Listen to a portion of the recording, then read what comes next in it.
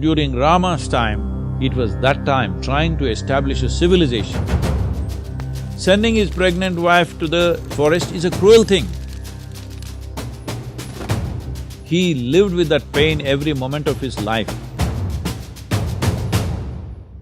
So in Krishna's case, he deals with them completely differently, not by the book, but by his wit. In the war, he was very cunning. So he is dealing with him in a different way.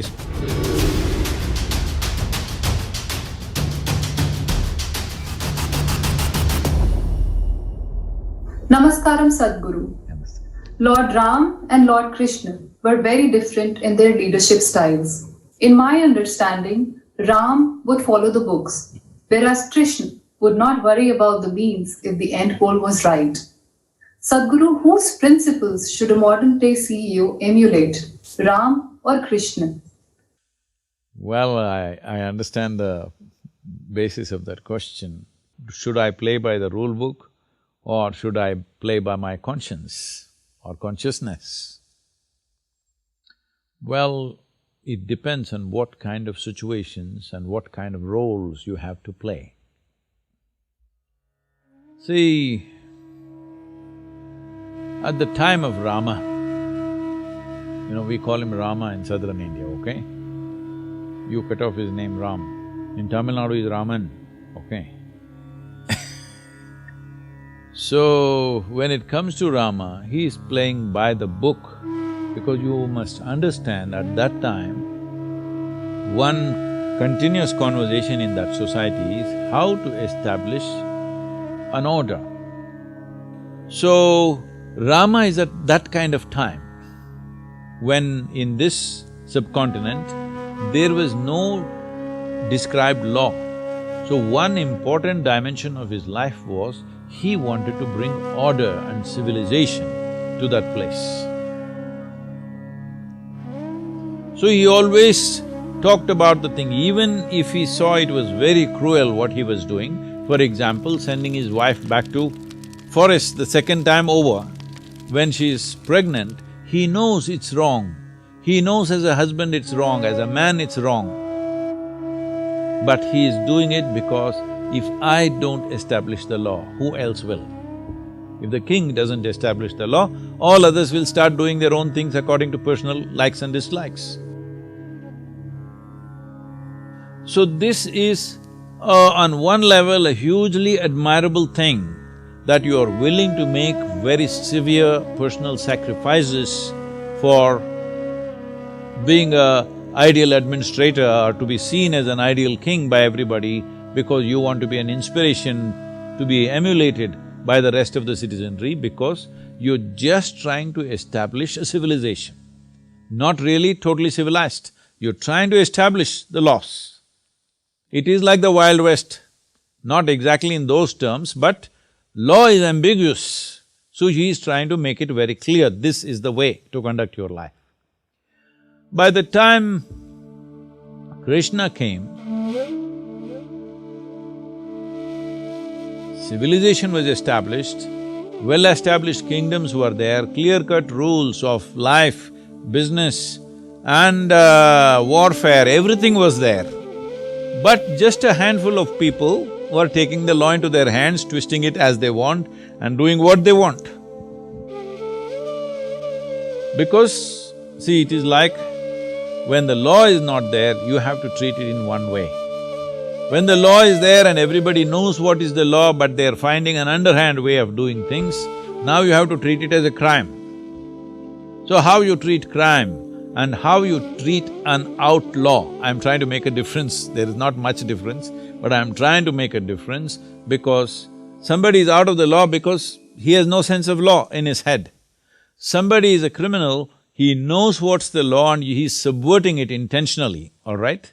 Not because of the compulsions of the situation alone, but he is by choice subverting the law. So in Krishna's case, the people that he is handling, the do brothers, 100 dus, Duryodhana and co, here these are people who exactly know what is the law of the time, but they are intentionally subverting it. So he deals with them completely differently.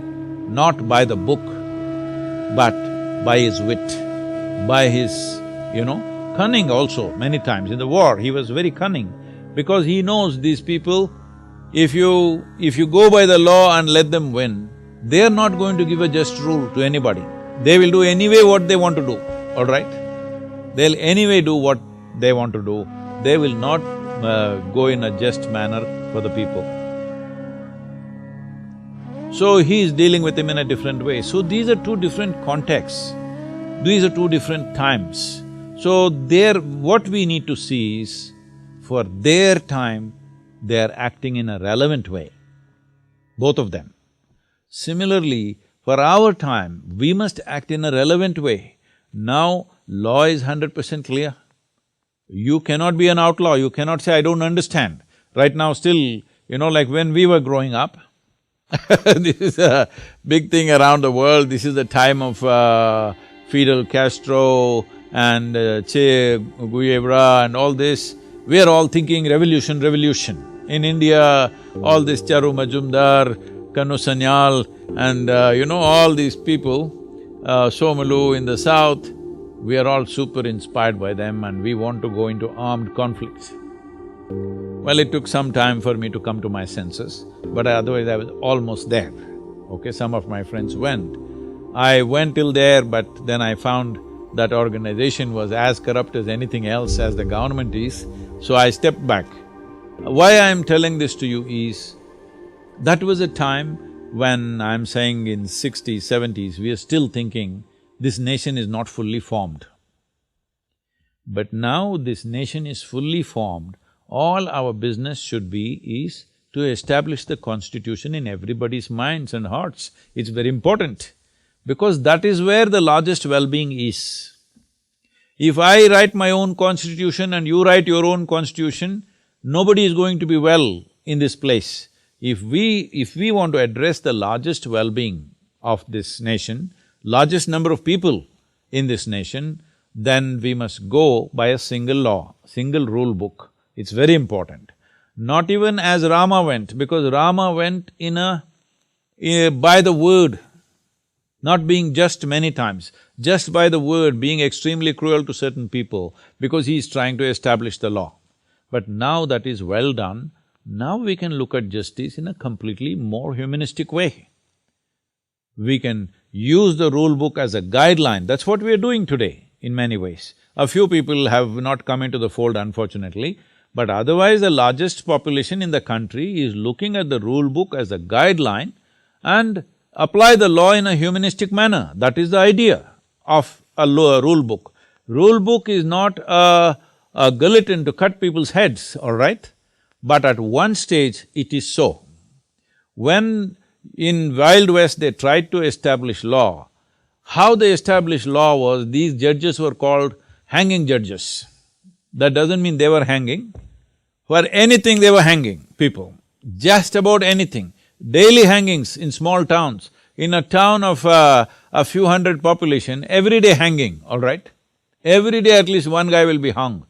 So hanging, they kind of established the law. Unfortunate, this happens to a country or a civilization when you're trying to establish a national identity or a civilizational identity in a very short span of time. When it happens over a long span of time, it can happen with much less cruelty, but when it tries to happen in a very short, brief amount of time, enormous cruelty will happen. This is what people call as revolutions, this is what people call as establishment of law, whatever. But when they try to do it in a short span of time, wherever you see in the world, whether it's United States or China or Russia, wherever, when they tried to create a whole new civilization in a brief amount of time, it could only happen with enormous cruelty. So during Rama's time, it was that time trying to establish a civilization, but not in such a rush as it's been done in modern times. They took time, so there was no that level of cruelty, but there was cruelty. Sending his pregnant wife to the forest is a cruel thing, very cruel thing for himself. It's not just cruel to his wife and his children, it's extremely cruel to him. With that pain he lived all his life. He was not somebody, he sent his wife away and he is happy. He lived with that pain every moment of his life. But he still did it because for him, establishing a rule book was very important. But Krishna's time is a different time. Our time is totally different time. So we must be current, we must be relevant to the times in which we exist.